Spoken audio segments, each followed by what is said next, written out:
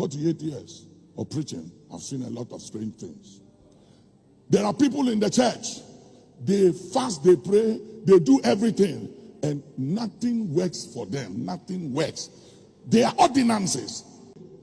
One of my spiritual daughters in this church, she was having a wedding on Saturday. On Friday, the fiancé came to see her. She was happy, excited. Friends and loved ones have flew all over the world and have come. And the fiancé said, I'm sorry, I have to cancel the wedding. And she said, cancel what? She said, the wedding. I can't marry you. It was like a joke. The wedding was canceled.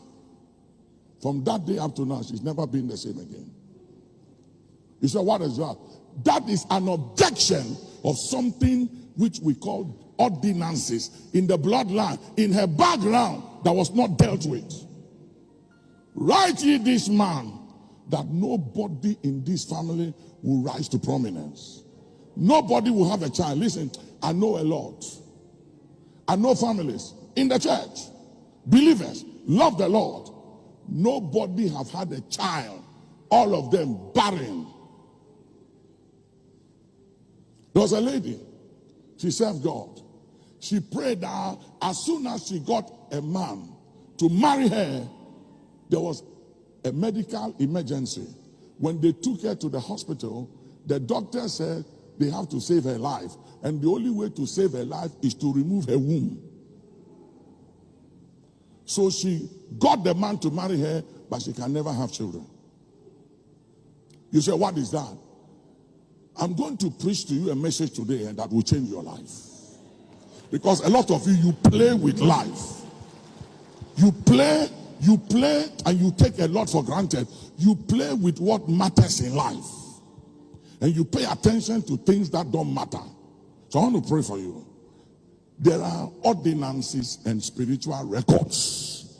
And the Bible said, look at it. Go ahead. Write ye this man. Write ye this man. A man that shall not prosper in his days. For no man of his seed shall prosper. You see? So it's not just about the man. He won't prosper. Anyone from his bloodline will never prosper. Somebody say, hey. And there are so many of you sitting here. There are things that are written against you in demonic records and satanic books.